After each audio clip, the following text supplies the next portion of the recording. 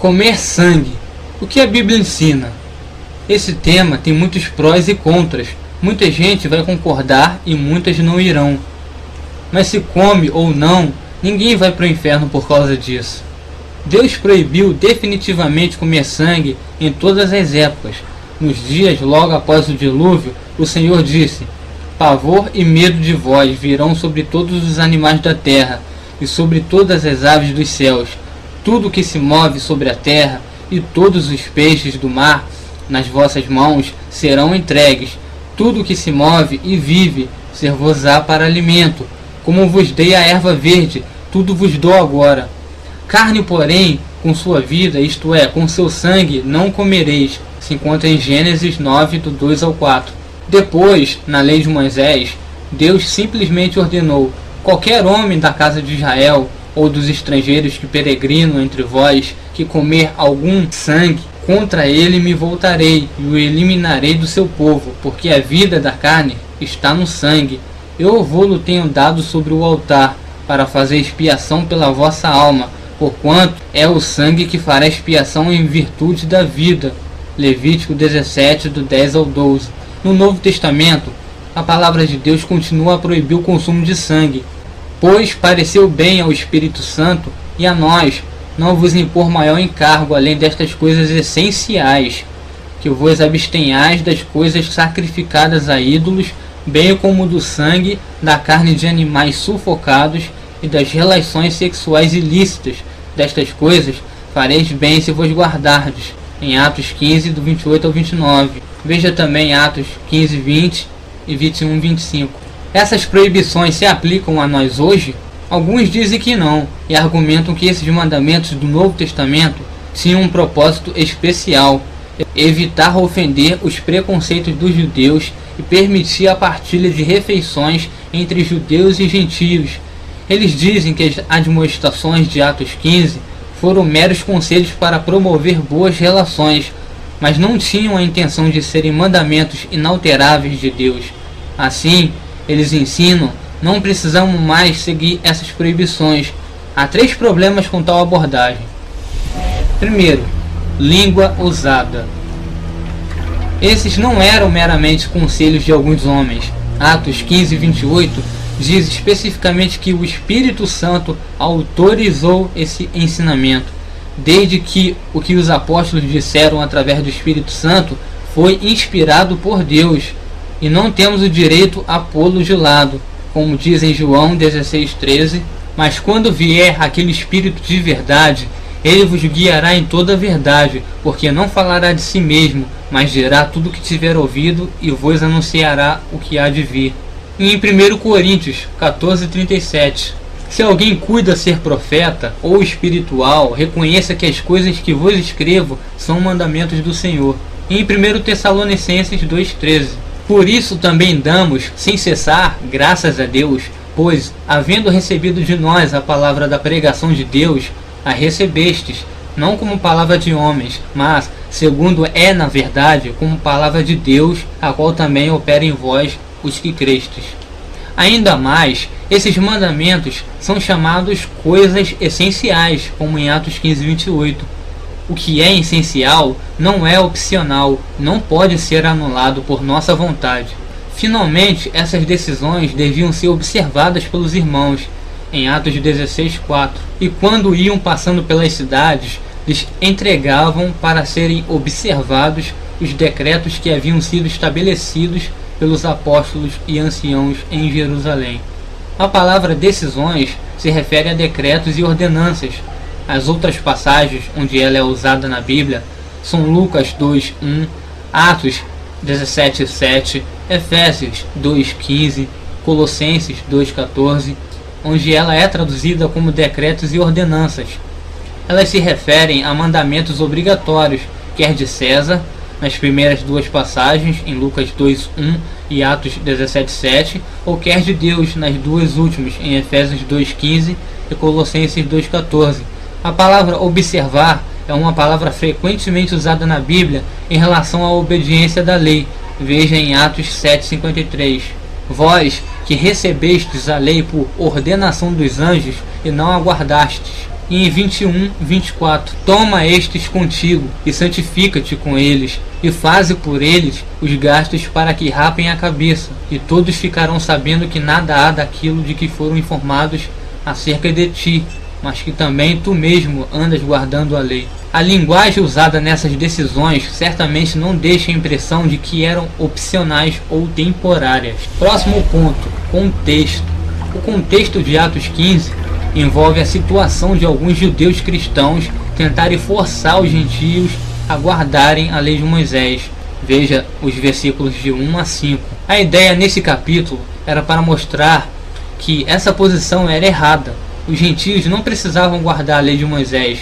Pedro referiu-se à guarda da lei de Moisés como um jugo que nem nossos pais puderam suportar, nem nós, como diz em Atos 15:10. Paulo não permitiu que Tito fosse circuncidado, porque ele não queria dar a entender que concordava de algum modo com esses mestres judaizantes. Veja também em Gálatas 2, do 1 ao 5. Nesse contexto, seria quase impossível imaginar que os apóstolos mudassem de ideia e pedissem aos gentios que fizessem exatamente o que os falsos mestres queriam, isto é, que guardassem a lei de Moisés. Tal grupo estava absolutamente determinado a não perturbar os gentios, mas somente informá-los sobre os mandamentos essenciais, em Atos 15:19, veja. Por isso julgo que não se deve perturbar aqueles dentre os gentios que se convertem a Deus. É difícil imaginá-los emitindo decretos a uma grande área meramente para acomodar o preconceito judeu. Isto seria fazer exatamente o que os falsos mestres queriam. O contexto mais amplo mostra que esses mandamentos eram ensinados em vários lugares, como em Atos 16:4, e ainda estavam em vigor alguns anos depois, em Atos 21, 25. Todavia, quanto aos que creem dos gentios, já nós havemos escrito e achado por bem que nada disto observem, mas que só se guardem do que se sacrifica aos ídolos, e do sangue, e do sufocado, e da prostituição. Eles não estavam lidando só com um assunto temporário local. Esses mandamentos também fazem parte dos ensinamentos apostólicos revelados pela boca de Deus. É significativo, contudo, que a proibição contra comer sangue não se tenha originado na lei de Moisés, mas tenha feito parte da ordem de Deus para a humanidade desde o dia em que ele autorizou os homens a comer carne de animais, em Gênesis 9. Próximo ponto: os outros itens. Não foi somente comer sangue e coisas estranguladas o que foi proibido nessas decisões. Foram também a fornicação e as contaminações dos ídolos, em Atos 15:20. Se a proibição quanto a comer sangue não pretendesse ser universal, então a proibição contra a fornicação e a idolatria também não teriam a intenção de serem universais. Não se pode entendê-las de duas maneiras. Se um desses itens está certo hoje, todos eles estão. Se um deles está errado hoje, todos também estão. Linguagem idêntica é usada para descrever todos eles. Não podemos pegar apenas a frase "não comer sangue" e descartarmos a nossa vã sutileza. Sabemos que a fornicação e a idolatria são sempre erradas. Não há situação, ou lugar, ou tempo no qual o Novo Testamento permita qualquer delas. Assim, não há situação, ou lugar, ou tempo no qual o Novo Testamento permita comer sangue. Uma objeção frequentemente levantada é que as contaminações dos ídolos eram às vezes aceitáveis na Bíblia. Isto é incorreto. A expressão usada em Atos 15:20 não é usada em nenhuma outra ocasião no Novo Testamento. A expressão usada em Atos 15:29, 21, 25 é usada também em 1 Coríntios 8:1, 4, 7, 10, 10, 19, Apocalipse 2:14, 20. Todas essas passagens condenam quanto a comer coisas sacrificadas aos ídolos. 1 Coríntios 8:10 condena comer coisas sacrificadas aos ídolos por duas razões. Isso viola o amor ao nosso próximo, porque encoraja os irmãos a pecarem, como em 1 Coríntios 8. E viola o amor a Deus, porque é idolatria, 1 Coríntios 10, do 14 ao 22. Paulo diz claramente que não se pode participar na ceia do Senhor sendo participante da mesa dos ídolos, como em 1 Coríntios 10, do 19 ao 22. Veja também Mateus 6, 24. Ninguém pode servir a dois senhores, porque ou há de odiar um e amar o outro, ou se dedicará a um e desprezará o outro. Não podeis servir a Deus e a Mamon. Alguns acreditam que 1 Coríntios 10, do 23 ao 33, permite comer coisas sacrificadas aos ídolos, porque permite aos cristãos comprar carne no açougue sem perguntar compulsivamente qual a origem da carne. Mas quando a carne é comprada no açougue, ela já não se enquadra na categoria de coisas sacrificadas aos ídolos, como está escrito em 1 Coríntios 10, 25. Comer de tudo quando se vende no açougue, sem perguntar nada, por causa da consciência. E por essa razão, pode ser comida pelo cristão. Chamar alguma coisa de alimento sacrificado aos ídolos implica que seja alimento sendo comido em ligação com a festa do ídolo. Se você comer algo na inocência sem saber, não farás mal. Mas se porventura te falarem que aquilo foi sacrificado aos ídolos, aí sim não pode comer. Observe cuidadosamente as passagens no Apocalipse. Tenho, todavia, contra ti algumas coisas, pois que tens aí os que sustentam a doutrina de Balaão, o qual ensinava a Balaque a armar ciladas diante dos filhos de Israel, para comerem coisas sacrificadas aos ídolos e praticarem a prostituição. Tenho, porém, contra ti o tolerares que essa mulher, Jezabel, que a si mesma se declara profetiza, não somente ensine, mas ainda seduz os meus servos a praticar a prostituição e a comerem coisas sacrificadas aos ídolos.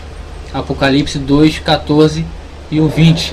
Essas passagens mostram que Deus considera o comer alimento sacrificado aos ídolos como idolatria. Veja também Apocalipse 2, 15 ao 16 e do 21 ao 23. Quando se entende que fornicação e idolatria são sempre erradas, torna-se fácil ver que comer sangue é errado também. O grande problema é pensamento de alguns que o cristão pode tudo hoje em dia, mas ao contrário do que está na Bíblia, nada ele faz.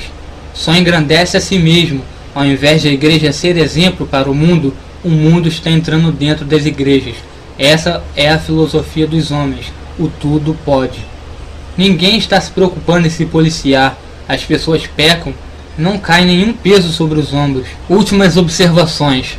A proibição de comer sangue é antes da lei, Gênesis 9, 4. Então isso é uma proibição da parte de Deus para todo mundo. Mas se você não concorda com os pontos aqui citados, pegue a sua Bíblia, reflita sobre esse estudo e leia os capítulos aqui citados. Mas leia num contexto maior e com atenção. Deus os abençoe. Qualquer homem da casa de Israel ou dos estrangeiros que peregrinam entre vós, que comer algum sangue, contra ele me voltarei e o eliminarei do seu povo, porque a vida da carne está no sangue. Eu vou-lo tenho dado sobre o altar, para fazer expiação pela sangue em todas as épocas. Nos dias logo após o dilúvio, o Senhor disse: pavor e medo de vós virão sobre todos os animais da terra e sobre todas as aves dos céus. Tudo que se move sobre a terra e todos os peixes do mar nas vossas mãos serão entregues.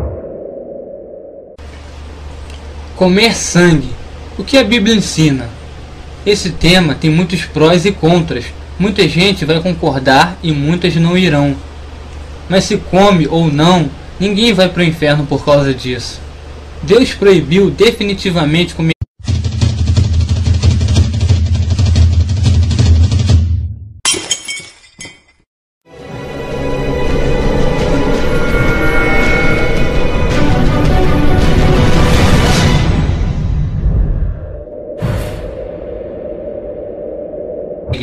Tudo que se move e vive, ser-vos-á para alimento. Como vos dei a erva verde, tudo vos dou agora. Carne, porém, com sua vida, isto é, com seu sangue, não comereis. Se encontra em Gênesis 9, do 2 ao 4. Depois, na lei de Moisés, Deus simplesmente ordenou